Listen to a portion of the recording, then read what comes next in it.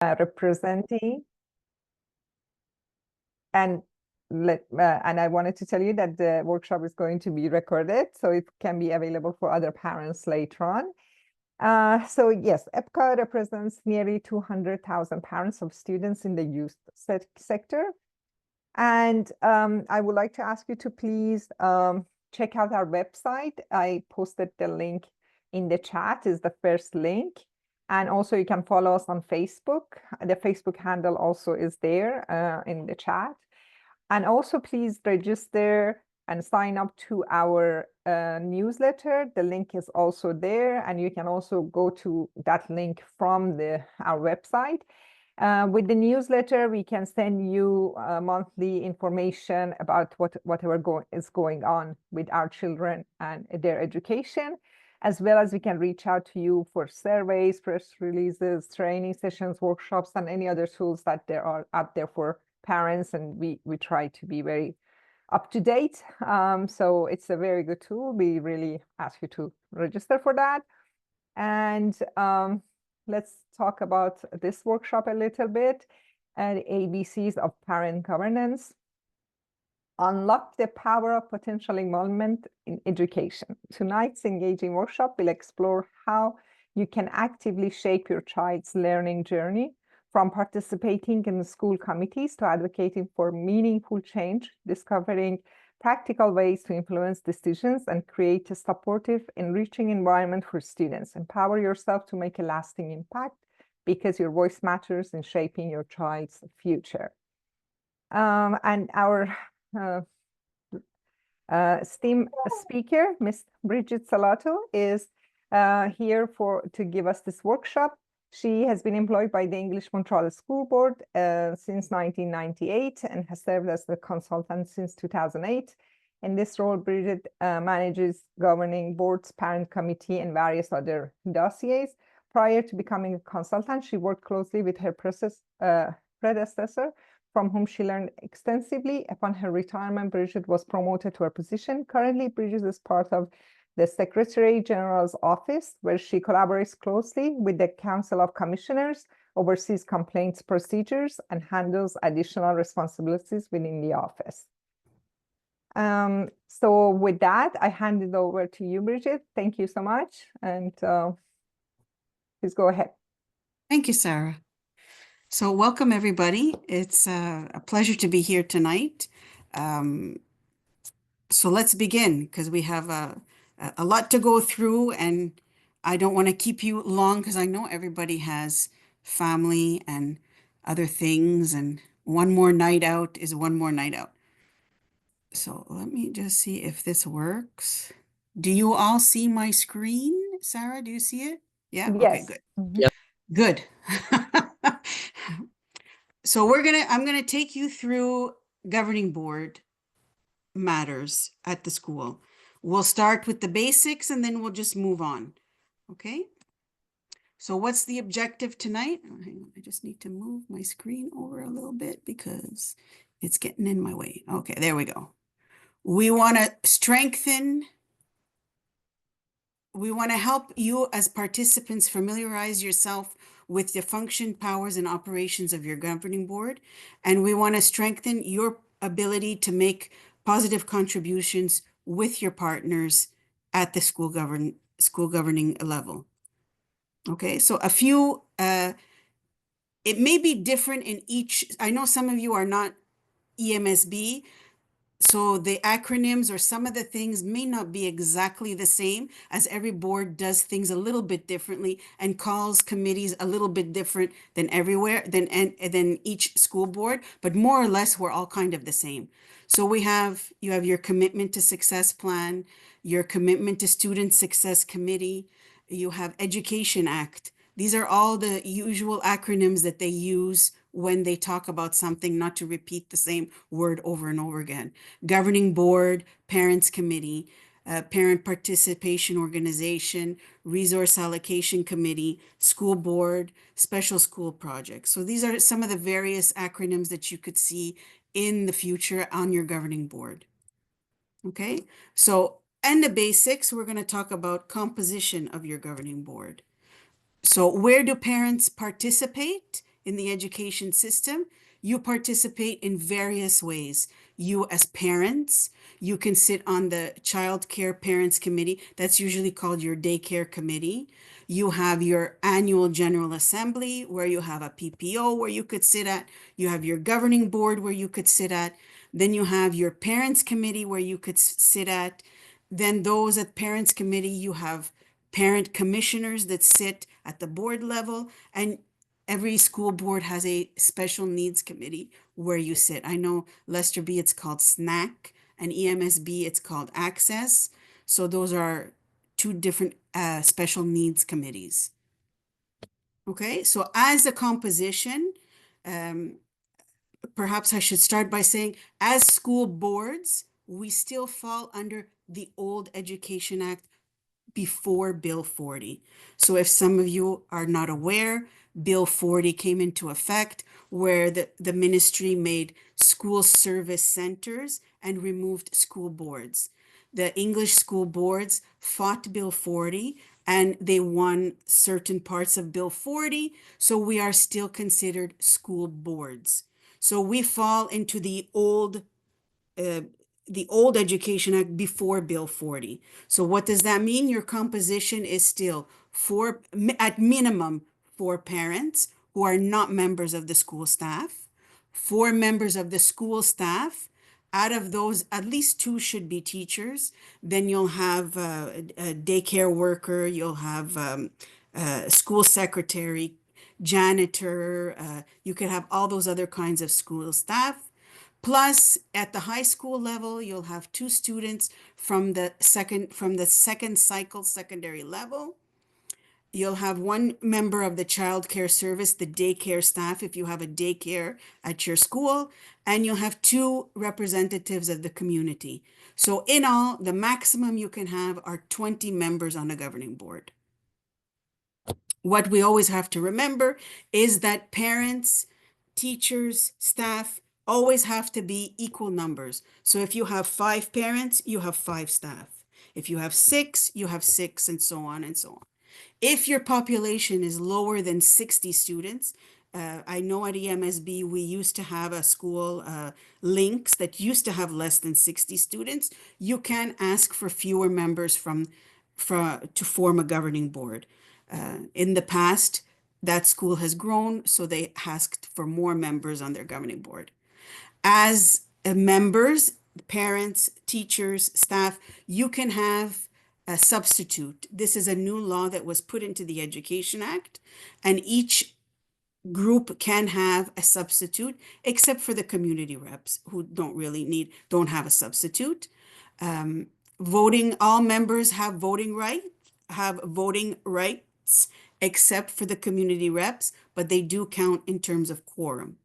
Your school principal participates in a meeting, but they don't vote either. Okay.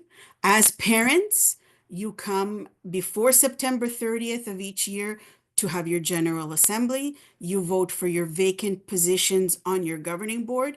Usually a position of 1 year is not usually at a general assembly. You would do that when the person vacates their position during the year. The parents would replace the parent there. But if it does come up, you could have a 1-year term up for an election at your general assembly.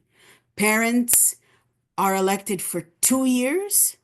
Usually what is recommended is that half your parents are up for re-election each year, so you don't have a complete new set of people being elected each year, which, you could start things from the beginning again. You'll have veteran members and you'll have the new members that can help each other. Okay? At your General Assembly, you should elect at least 2 substitutes for someone who may not be able to attend a meeting during the year. The substitute can replace the person.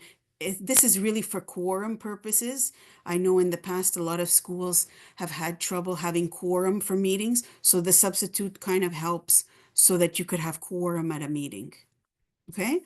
All parents must be elected to the governing board to be formed. So if you have up for election 3 seats on governing board for parents, you can only get 2. Usually what I suggest to a principal is have at least one more try. You have till September 30th. Have at least one more try. If you don't get all your parents, then you cannot have a governing board at the school, and the principal exercises those functions as a governing board. They become the governing board. So it's very important that as parents, you get every seat elected to a governing board. This does not mean that teachers don't have to have the full set of teachers. Really, it's parents that needs the full set of parents on a governing board. Substitutes. Their role is to replace members who cannot participate, and they still enjoy all the privileges that the members they are replacing, including the right to vote. So you're replacing someone, you get everything that that person you're replacing has. They're considered members only while they are effectively replacing the absent member. Okay? They do not de facto replace a member whose seat has become vacant. You can choose to take that person if the post becomes vacant, or as parents, you can choose anyone else that you would appoint into that person's vacant position. Okay, so these are some of the sections in the Education Act where it tells you, the groups. We'll just do the first one. I'll show you section 47. The group is the parents. The first day of the school year through the last day of September is your time of election. The method of election is your annual assembly. Your term is 2 years. At least 4, that's the minimum amount, and you're voting yes.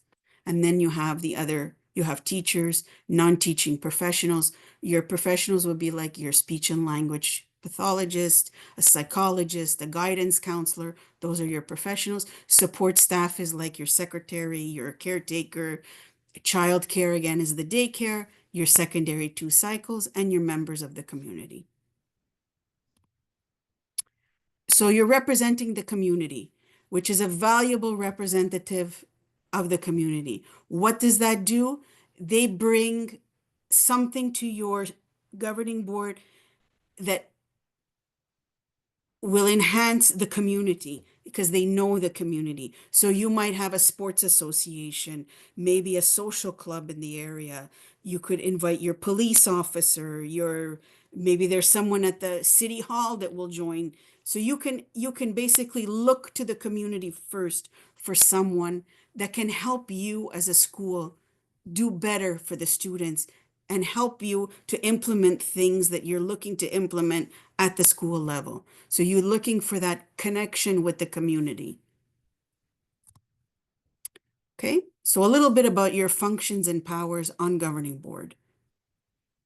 It's important to remember that all your decisions that you make are made in the best interest of the students at your school.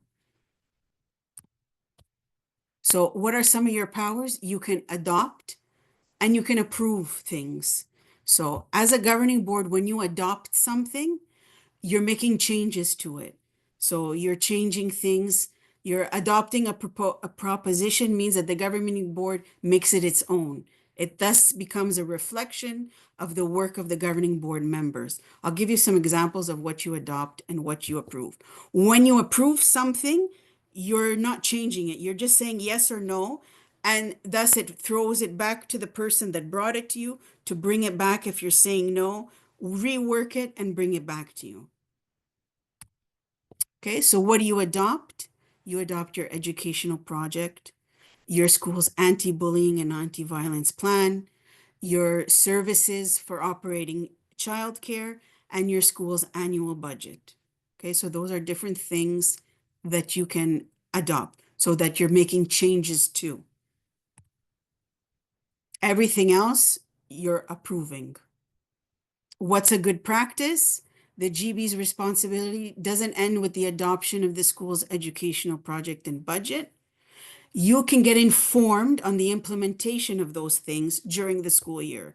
It doesn't have to be monthly, because I know sometimes the way the ministry works as well, they don't give you your budget right away, boom, when you expect it. They give it to you 3 months later. So what's good is a quarterly report is always good at the school level. So you could have it 3 times a year. Your principal will come and this is an update on the budget. This is an update on the educational project. And at your governing board, never hesitate to ask questions. There's no wrong questions. There's no bad questions. And just remember, if someone doesn't have an answer for you, they can come back to you for the answer. Okay? So never hesitate to ask a question on any subject. What do you approve? So the principal is going to propose contributions claiming for a school outing, school supplies, lunchtime supervision, conduct and safety measures, which is given to the parents at the beginning of the school year, list of materials for personal use, the implementation of basic school regulation, enrichment and study programs, integration of contents and activities prescribed by the minister. So these are all things that you approve, where you say yes or no. And I'm going to show you a table for that as well. And I'll show you the website where it shows you that from the ministry. Okay, you also get the time allocation for teaching subjects. Any activity that requires changes to a schedule outside of the school should come to you as a proposal. Implementation of student services and special education services for special needs. You as a governing board, financial contributions. So the governing board establishes the principles for determining the cost of school materials that is charged to the parents on a principal's proposal. So you have to take into consideration the school board's policy and the contributions claimed for childcare and lunchtime supervision. You implement the measures to facilitate access to services, activities, or material requiring financial contributions. You inform the school board of contributions approved in connection with the SSP or any activity subject to the minister's regulation for financial contributions. So these are all things that you're going to charge to the parents. And here is the nice little table from the ministry. So in green, you have what is considered free education, what you don't pay for. And in red, this is the free education does not apply. So it's things that fees you need to charge to parents. Okay, and at the bottom, you're going to see there's a website, because I don't see the bottom of the page. You're going to see a website. That's the website of the ministry, where they give you all this information. And I will share this document with Victoria and Sarah, and they will share it with you so you can use it. As a governing board, you can agree with, and this is some schools at EMSB do this, so I know, if there's a school in your area, you can pool together goods and services, and you can organize activities together to save money, maybe fundraising. If you buy, more, you can save money and make more money for the school. So I do know that some schools at EMSB do this, okay? With the school board, you're going to agree on the manner in which childcare services are organized at the school and the way lunchtime supervision is ensured at each school. So that is something you're going to do with the school board. So extracurricular and other activities, you can organize these services other than those that are in the basic school regulation, sports, cultural, or of social nature. Usually, if you have a home in school, they can do this as well. Your PPO can do this, and this is something that you may have to charge your parents, as it's outside of basic school, the basic school regulation, okay? It's right there. The governing board may allow other persons or organizations to organize such services. It can conclude contracts to that end. So you always should have something a little written, so you don't lose, or you don't, it's always good to have a little contract. And you may require that there is some sort of contribution for these services, so that it's not absorbed by the school itself, or you're not fundraising indefinitely. You can also have it says voluntary contributions, but donations is the word I was looking for. You can solicit donations from organizations or persons that want to support your school activities. Okay. What is a good idea is that such contributions may not be attached to conditions incompatible with the school's mission. So they shouldn't be targeting students. They should have some sort of raison d'etre, let's say. Like, let's say you're redoing the schoolyard and you need $30,000 to make a playground. Maybe that's where you get the donations from. Usually, I know at EMSB, we have a designated fund for donations, and that's kept at the school board level, but it's for the school. So it's a fund created just for donations, because with donations you usually get a tax receipt, you usually get various things that the school board can issue on the school's behalf.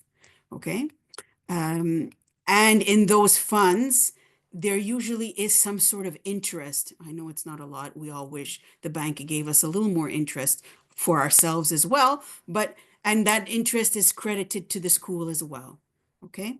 The governing board decides on the use of the funds and in the fund and authorizes all transactions. So like I said, it's always good to have a plan on what are we going to do with this money so that you have a project associated with your donation fund, so that in the eventuality that someone says, well, look, you've amassed $50,000 and you're not doing anything. Well, this is a 5-year plan. We need to accumulate 75,000 in order to use this money. So it's always good to have something attached to it. So apart from approvals and adoptions, you have consultations as well. Okay, so as a governing board, you are consulted on the conditions and use of the PPO of the school's administrative support and facility. So what can the PPO use at your school level? Do they have access to the school? Do they have access to the photocopier? Do they have access to anything? Okay. The choice of textbooks and instructional material. The way you inform parents on the academic progress of the child, and the school's requirement regarding goods and services, as well as required improvement, construction, and repairs. So these are all things that you are consulted on by your school principal. A good practice, consulting the governing board about the school's requirement is an important exercise. It allows the governing board and the principal to work together towards identifying the school's priorities with regards to goods, services, and any work it needs. It is then up to the principal. They will make the necessary representation during the obligatory process carried out by the RAC. And RAC is usually a group at like your head office that will put all these projects together and see what is feasible and what is not. And what I forgot to mention at the beginning, when you see in parentheses, that means that's the section of the Education Act where you can find these, because everything comes from the Education Act.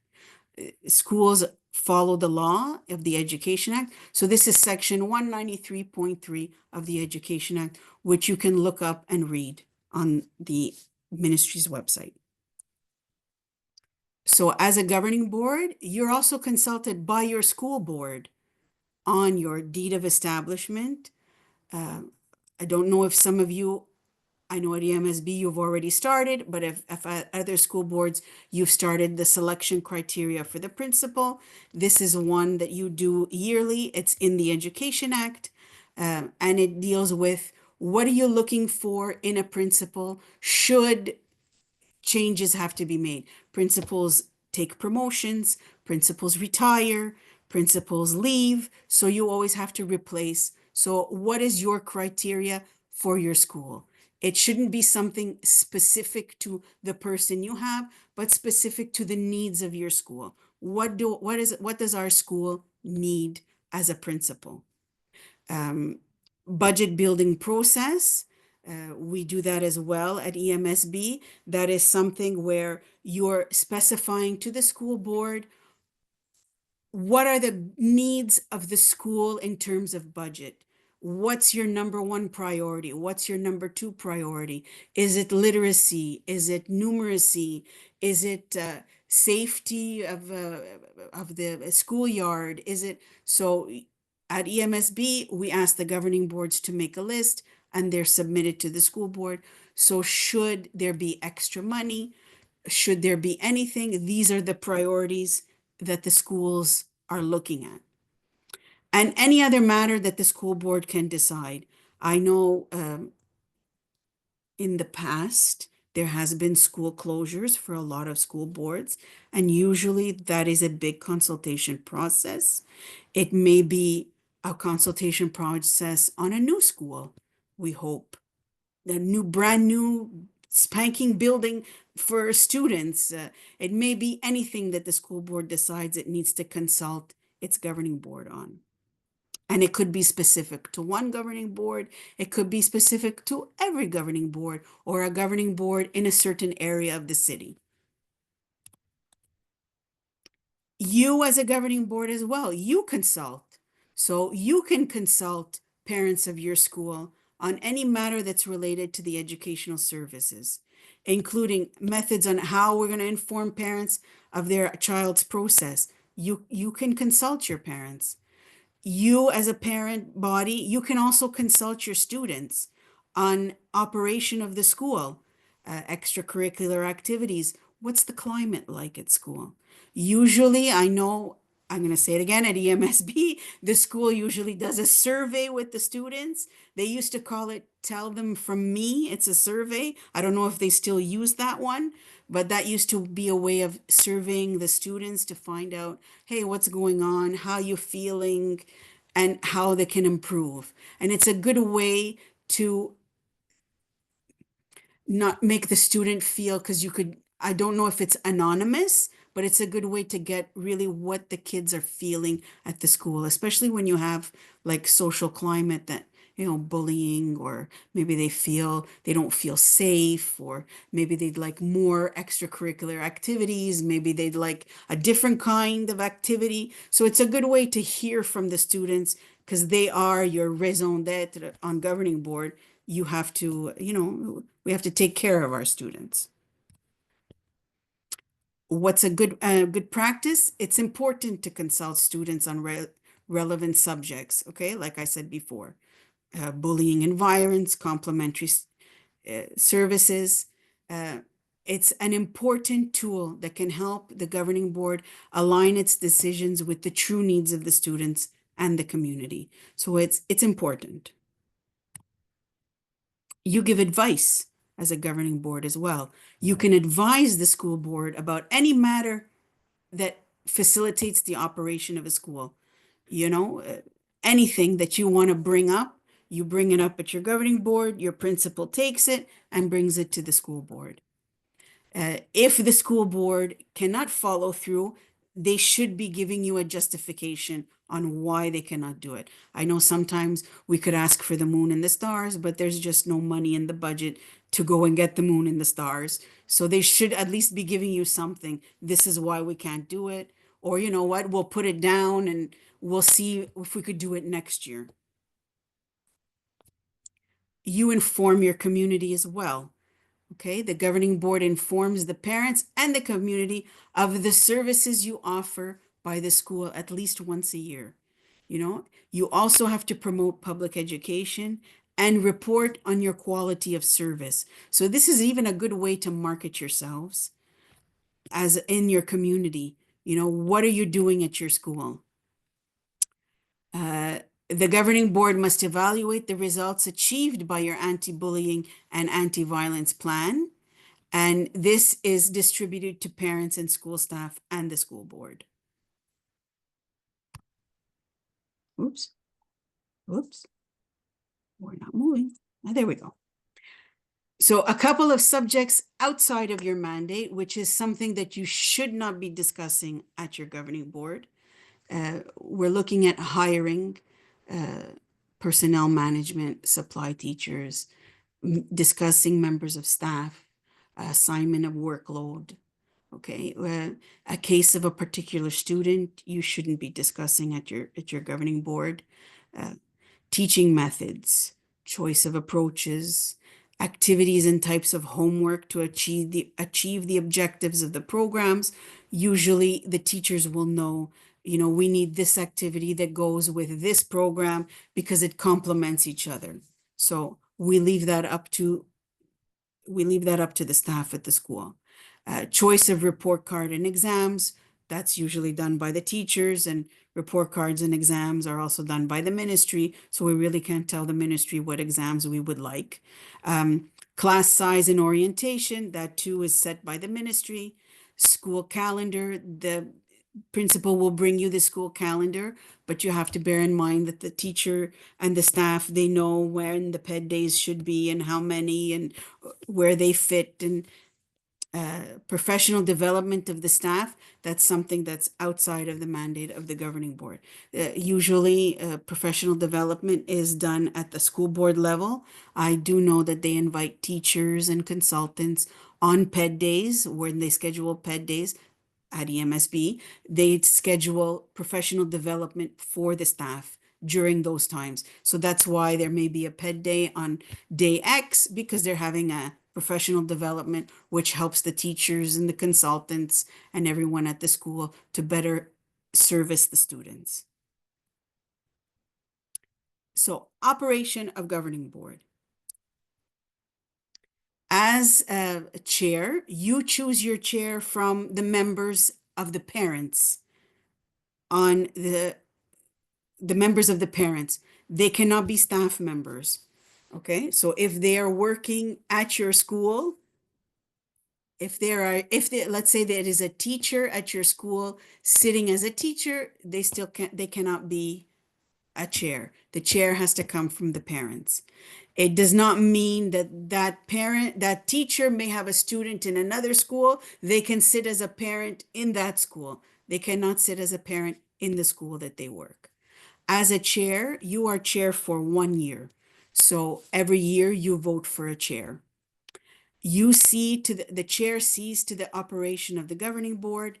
They preside over the meetings. They see to the preparation in collaboration with the principal for the meeting. So they prepare the agenda together. They look over the questions that maybe you get in advance for the meeting. You as a chair, you represent the governing board. You keep the parents informed of the governing board's activities. And you're replaced when you're absent, you get replaced. Some governing boards may choose a vice chair, but it is not in the Education Act. It is in the Bill 40 Education Act, but it is not in the one that we follow. But it does not mean it's not wrong if you vote for a vice chair, but you don't have to. You could do it at the meeting if the chair is not there. You would just pick another parent to replace the chair when they're absent. So what is quorum? Quorum is the majority of the members in office, and of that majority, half have to be parents. And like I said, community reps count for quorum, but they're non-voting members. So if you have a governing board of 8 members, you're 4 parents, you would have to have 5 people present, and out of those 5, 2 would have to be parents. Am I counting it right? I think so.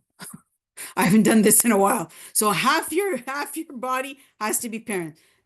At least half the parents. So if you're 4 parents, 2 have to be there. Okay? So decisions are made by the majority vote of voting members present. And you as a chair, if you're the chair, you cast the deciding vote if there's a tie vote. And it doesn't mean that you have to vote the same way. If you voted yes one way and you want to break the tie, you can vote no when you break the tie. There's no that you have to stick to the vote that you cast the first time. Like I said, it doesn't mean that the chair votes twice or counts for two, you just have the deciding vote, like you're breaking the tie. And it's not always a good idea to decide in favor of a proposition that does not generate a consensus. An even vote may indicate that the proposition requires further discussion before making a decision. It's always good to have a good discussion. There's nothing wrong with having a good discussion. And like it says, maybe you're getting into a tie because maybe you need to discuss it a little bit more. You don't always want to have your votes decided by a tie by the chair. It's always good to have a good discussion, and there's nothing wrong with having a good discussion. Your meetings as a governing board are public. They're open to the public. Anyone from the public may attend. You may choose at any time to have a matter, what they call going in camera. If you're discussing something that could cause injury to a person or that's a sensitive matter, you can decide to go in camera, which means that everyone who is not part of the governing board needs to leave the meeting at that point. Once you go back from in camera, then those people can come back. You keep minutes of your meetings, and those minutes are public documents once they are approved. So your principal would keep the minutes somewhere in a registry, and anyone who wishes to have a copy can come and get the copy. Some governing boards, your school may decide to publish them on the website. You can do that as well. But again, it's after they're approved, never before they're approved.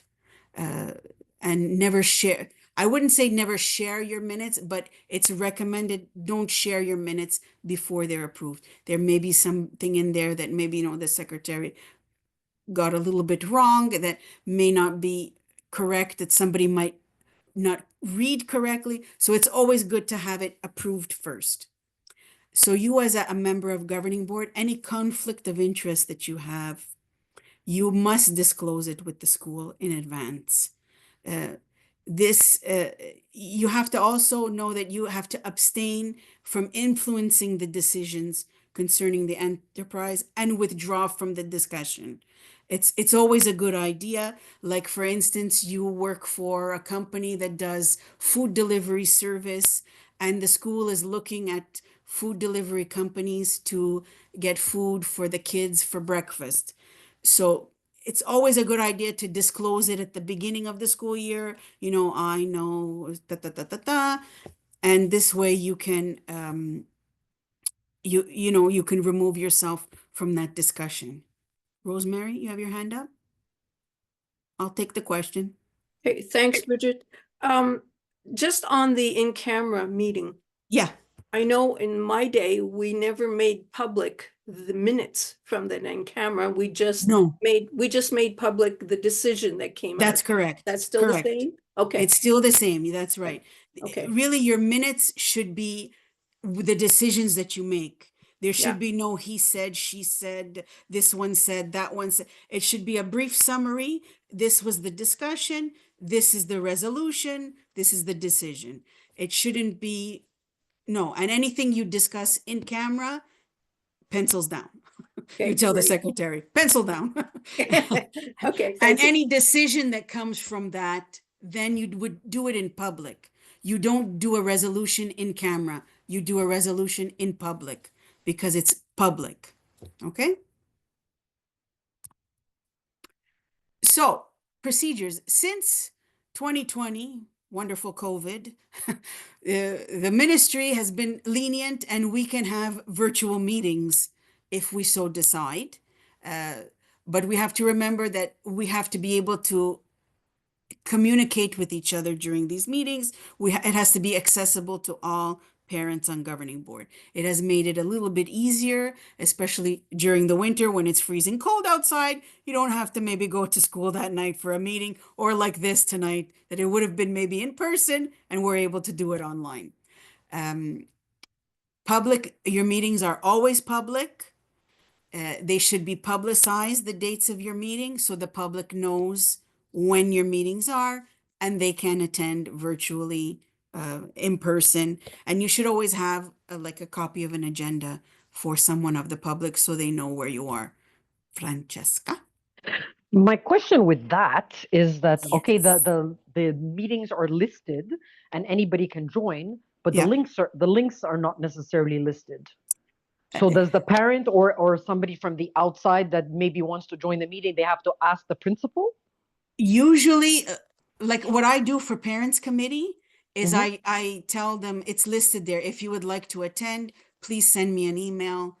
And then, or they know to contact the chair and they Okay. contact the chair directly. They may Okay. know, there might be a little disclaimer there. If you'd like to attend, please contact for a link. Because you don't want to put a link on your website because Okay. you're I was wondering yeah, about that. So you're I'm gonna check to inviting see what the every Tom, wording Dick, is. and Harry to attend your meeting and you Yeah. don't know who you're inviting. Yeah. You don't want that. Okay.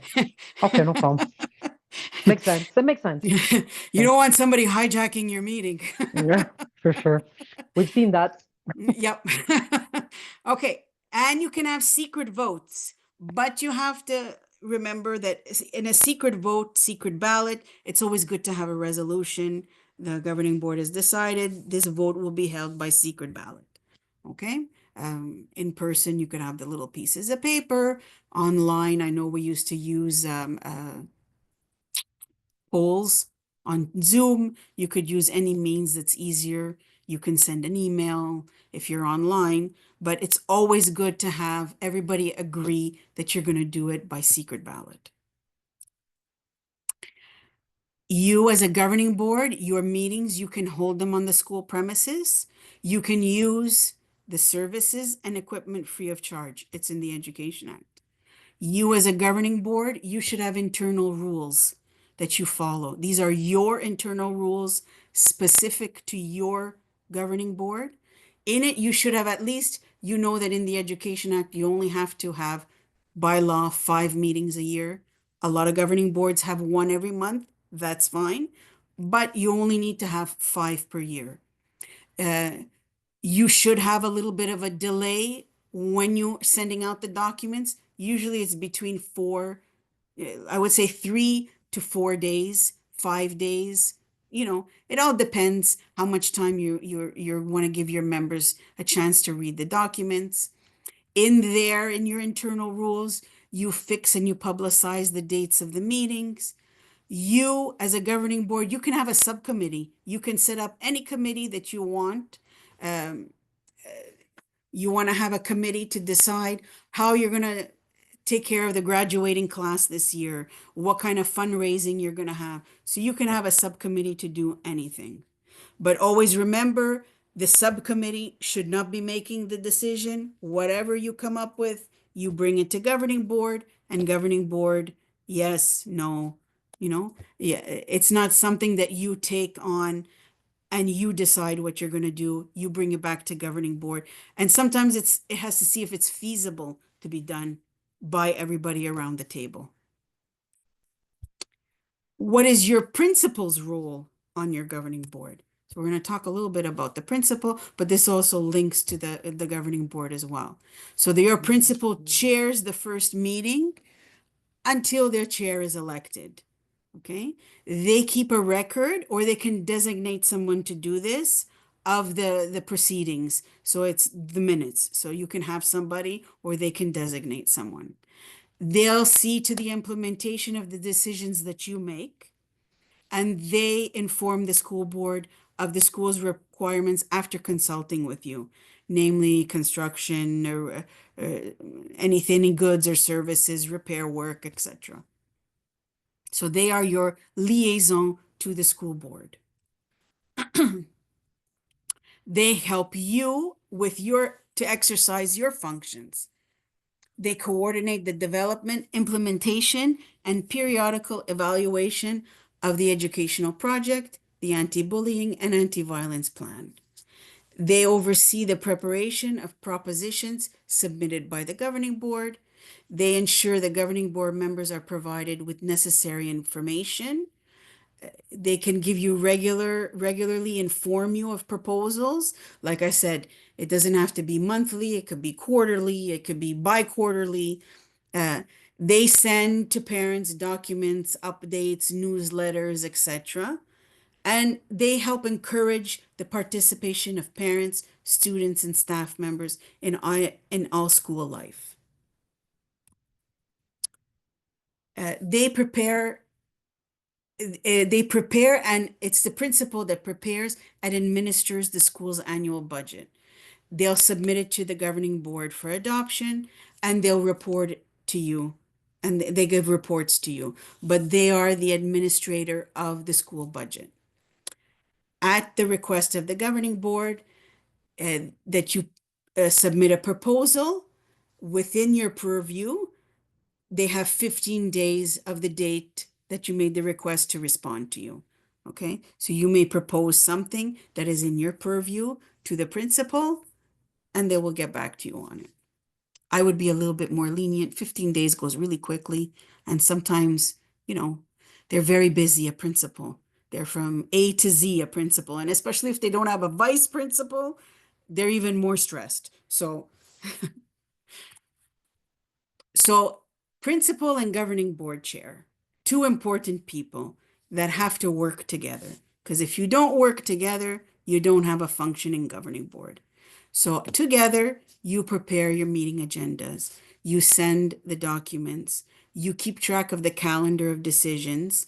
There is a calendar that you can follow. I believe the ministry has it too, but I will send it along with the presentation. There are certain things each month that you should be looking at your governing board, just to help you move along and be on top of things. They follow up on your decisions, and they along with the chair prepare the annual general assembly. Okay, you have to respect each other's role. It's essential. The principal and the chair. They're the three C's, the three important C's: communication, compliancy, and complementarity. They are essential. This ensures a smooth operation of the governing board. Contacts between the principal and the chair must not be limited just to the meetings. So you have to look even outside of a meeting to connect with each other and work on things that can help student success. PPO and home and school. This is just very quickly, because I thought, you know, at every school level, at your General Assembly, you can choose as a governing board to have a PPO or not, a parent participation organization. It's up to the General Assembly of Parents if they want to have one. And there they decide how many people, we're going to have a name.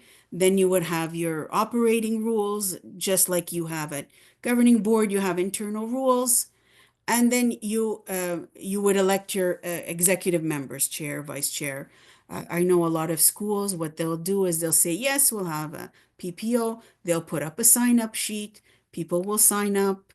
Usually they give them like a week or two, and then they get started. You, as a PPO, you help the governing board. You work closely with them to do things for the school. Maybe the governing board will give you a mandate. We need to fundraise, come up with ideas. We need to have a grad for the grade 6. We need to know what we're going to do. So it's all about complementing the governing board. Okay. Home and school. Home and school is an independent enterprise which is not recognized in the Education Act. As a home and school, you work together with the governing board and the principal to address the needs of the school. We have a lot of schools at EMSB that have a home and school, and they work wonderfully together. They help them assist in fundraising for projects. A lot of them do extracurricular activities after school, and they have a wonderful partnership together with the school and the home and school.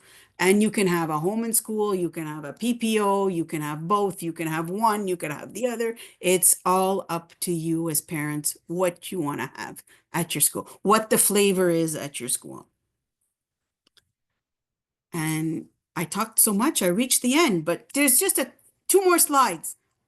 I'm not going to take credit for this one. I stole it from somebody. So I'm telling you right now, this was a recipe. Hang on. It's blocking my thing on the top. So I'm going to move it so I can read it.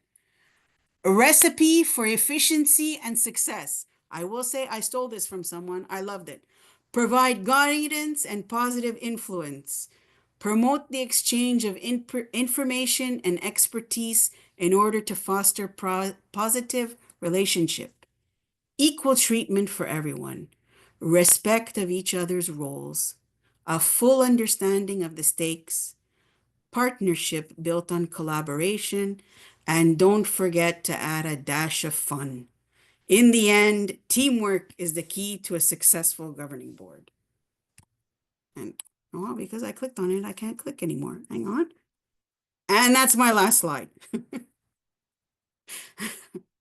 I'm going to Thank you stop so there. much. Thank you so much for the great presentation and explanation. I certainly learned a lot. Thank you very much. Uh, And yeah, it was great. Very like it's so complicated, but you made it It so is. like simple and straight, like And I can tell you, like Sarah, in all the years I've been doing it, I'm still learning. We always learn.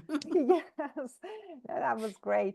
So yeah, so we're gonna open the panel for questions. Like if anyone has any questions, please just go ahead and raise your hand again or start talking. It's up to you. Mm. Yes, please go ahead. Francesca. Yeah. Hi, I know sorry, some I of put you, myself. so This is not my first kick at the can, so I've been to a few of these presentations, and so I just figured it's been a while, so I said let me just jump in. Fantastic, and it's true. The presentations does seem complicated, but you make it seem easy. And thank you so much, Bridget. Honestly, your presentations are always top notch. thank you. So I just wanted to throw that out. I have just one little question, Yeah. but maybe I guess it's part of governing board. If you're an alternate, I know how Yeah. that works there when you're an alternate, and if you're missing quorum and they put an alternate part Yeah. of and then if you're part of the meeting because they didn't have quorum, then the alternate can vote, correct? That's fine. What about minutes? Like can an alternate take minutes even if they're not part of the? Anybody can take the minutes around the table. Okay, I was Hey, just if your curious alternate because if your alternate's willing to take minutes, take them. It's well, hard because to find someone. like nobody wants to take minutes ever, right? And I'm this year I'm an alternate at Lester V. Pearson, the Pearson High School, and yesterday they were asking, and I'm like, am I allowed to ask if maybe I should do the minutes? Yeah. Because they were you could tell like the pain, they're all struggling because nobody wants to do it. And I mean, I hate minutes too, but I do them well, So I said, nah. Do I say But yes? it's always good to include your alternates in meetings. That way, when it comes time for them to replace, they know what's going on. Well, we are, right? Like I Yeah. see the emails, and I've been to every single meeting, Yeah. even as an alternate, because at GMS I was chair for like 4 years, and I was part of the governing board for 8. So I know how it works. It's just that now I was like, now I'm an alternate. So No, how does you this can. work? Anyone can take the minutes around the table. You're part of the So governing you know what? board. I think they'll love me, and I'll probably I'll volunteer next time. Next time I'll volunteer, and I said, okay, I'll take the minutes. There's not that many left to go. We're halfway through the year, so it won't be so bad. Yeah. Well, I mean, whatever. I mean, I know how it is there. Last year I was chair. Nobody wanted to take the minutes. And no, I was vice chair. And I took the minutes. And I told the chair, It's a hard job. I said, I hope you realize how much I love you because nobody likes to take minutes. It's a hard job. Well, yeah. I mean, if you get all the reports from everybody, then it's copy paste. Exactly. So then it's easy, But that's important too. We have to, help the secretary out that's doing the minutes. If you're doing a report, it's nice, hand in the report to the secretary. Say, here, just to help you with my report for tonight. Like on time, Yeah. Yeah. But okay, that was my only question. But yeah, again, thank you so much. You're welcome. I'm sorry I was a bit late there because it's rock and roll here at that time. But it's always like simple and well, simple. It's not simple, but it's simple. You make it try simple. to make it simple so people understand. Yeah, and I like that last it's a slide. big thing. I like that last slide. It's cool. So It's did a I. good- When I stole it from the person, I loved it. It's a good, I said, it's a "Oh, good I'm taking find. this one. It's a good find. Yeah, for sure. Thank you so much. No problem. So we have another question from Mr. Doc Bentley. Hi, can you guys hear me? Yes. Okay, perfect. That's great. Thank you so much for the presentation. It was great. Always learning something. Thanks everyone for coming and supporting the EPCA workshop. My question is about the community rep. Mhm. I learned tonight that they can actually be a body that helps establish quorum, which is very interesting. I did not know that. That's Yeah. fascinating. The question about the rep position. If your governing board decides, can your governing board decide that they are going to give a community rep position to a city councillor in your area? Or does it have to be a It's- specific person that It can be is that anybody. community rep? It can be Can it- anybody you decide as a governing board. Yes, but can it be a revolving door of people? Or is it one specific person? Like if we wanted to have, like I said, a city councillor, whatever city councillor can attend that week. So it's like a revolving door position, or does it have to be city councillor X? I mean, you could, because they all come from the same, like, for instance, the city of Westmount. So they're all going to come from the city of Westmount. Yeah, You should try to look for someone, one in particular person. But I mean, if you really want to work with the community and this is the option you have, record it in your minutes that it will not always be the same person from the city of Westmount or wherever, right. but someone will be attending as part of the community.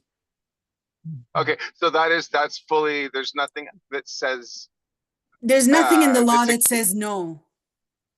okay. There's nothing in the So law it that can says be no. a floating person who is sort of umbrellaed at the discretion of the governing board itself. Yes, like I said, it's always good to have it in your minutes that this is what Yeah. you're gonna, Yeah. you could even say, we've tried to look for someone from the community. It is difficult, but we have city councilors from the city of that will rotate to come to a meeting for us. You could do it that way as well. Perfect. Super. Thanks for Okay. that. You're welcome. Thank you. Thank you. Any other questions? So if there are no more questions, I have actually two questions. Okay. Yeah. So one of the questions is a PPO. When they raise money, do they need to spend all that money in the same school year, or can they? What's a good idea is, like I said, with donations, earmark your money for a particular activity. I'm going to call it activity, but the word doesn't come to me. So that if you're not using it this year, you could say, we're going to fundraise this year, but we're only going to spend it next year, just so it's earmarked your money for something. It's always a Okay. good way to, to keep a tab on it. Okay, that's great. Oh, perfect. My second question is about the anti-bullying and anti-harassment violence report that you said that needs to be sent to parents every year. Is that I have never received that, and I'm very interested. That's something new. So maybe that's why you haven't seen it yet. It's something new. Okay. Yeah. So it maybe they're just starting. I know at EMSB they just finished some, so they're just starting to come out. It's not something new by the ministry. Okay, so we can ask the governing board or the Ask your principal. principal. Yeah, if they the have principal. it. Yeah. Okay, perfect. Okay, thank you so much. Okay, You're welcome. great. Like I said, there always mhm. ask questions. Don't be afraid to ask questions. Yes, sure. Okay, great. Thank you so much. This was a great informative session. I definitely learned a lot, and I'm very happy that we get to have this workshop. Thank you so much. I'm gonna post the link in the chat that has the documents, has some more documents for everyone. Please go ahead there and look at that link. Also, we will email you some more information and guides with some more links and plus the presentation that is going to be sent to you guys later on this week. And there's one more question, looks like it. Yeah.